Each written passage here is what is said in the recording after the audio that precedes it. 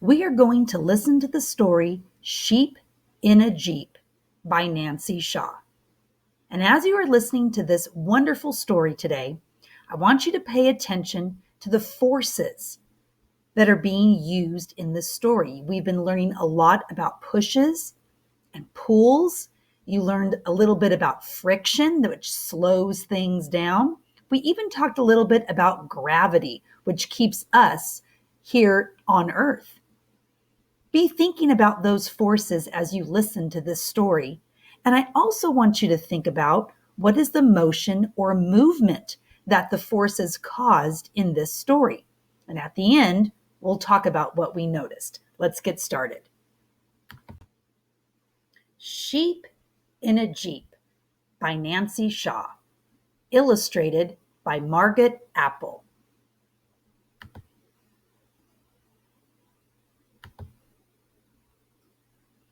Beep, beep. Sheep in a Jeep on a hill that's steep. Uh-oh, the Jeep won't go. Sheep leap to push the Jeep.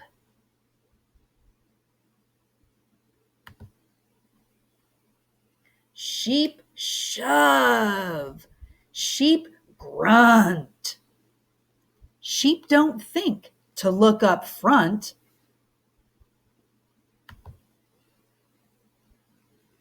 Jeep goes splash. Jeep goes thud. Jeep goes deep in gooey mud.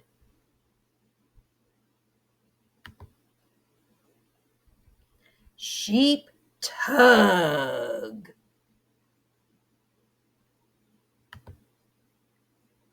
Sheep shrug.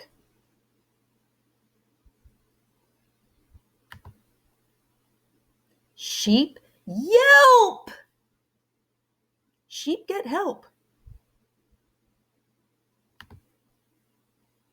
Jeep comes out. Sheep shout. Woohoo! Sheep cheer. Oh dear! The driver sheep forgets to steer.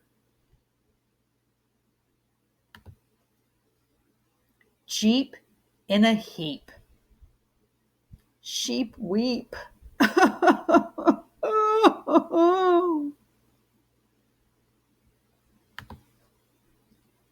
Sheep sweep the heap.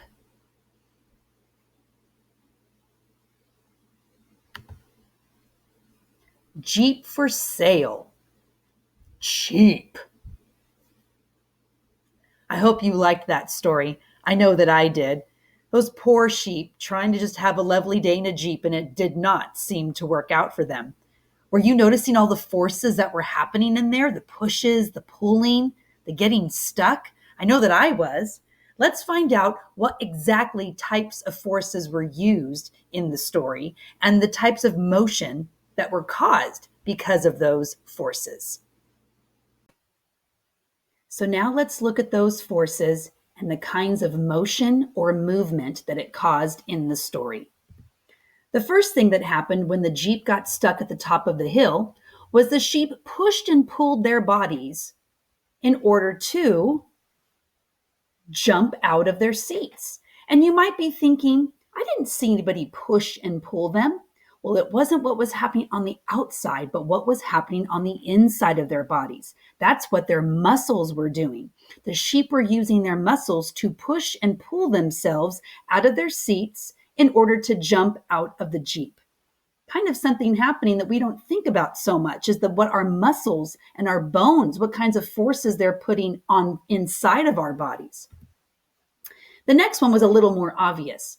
Then the sheep got out, they walked around to the back of the Jeep and pushed it from the back. And what happened when the sheep pushed the Jeep from the back way up at the top of the hill? The motion was that the Jeep rolled down the hill.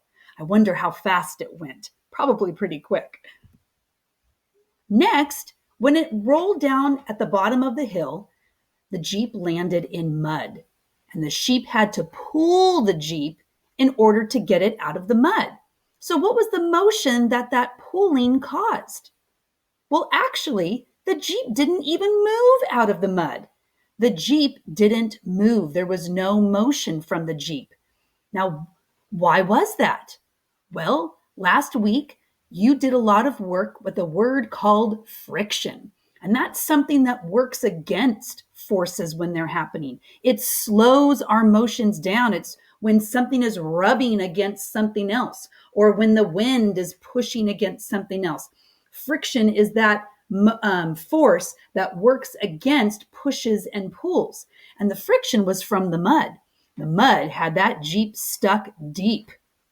And it was going to take a lot more force than what the sheep were doing from their pulling to get it out of the mud. So it was an unbalanced force situation. We learned about that too. The Jeep pulling wasn't enough to overcome or be stronger than the friction that was keeping the Jeep locked into the mud. But then came the pigs, and the pigs were able to provide a larger force than the friction, and they were able to push the Jeep from the mud, and the Jeep was able to be backed out of that mud pit. Thank goodness for those strong pigs and having strong forces. Now, finally, I want to show you a motion that was caused in the story. It's when the Jeep's frame was bent. And why did the Jeep's frame get bent? It's because the Jeep pushed into the tree and crashed into the tree and completely ruined it. I kind of showed that in an opposite way because I thought, I kind of noticed that the Jeep's frame got bent first. And then I realized, oh, it was because of the force, because it crashed into the tree. And those are the forces and motions that we saw in today's story, Sheep in a Jeep.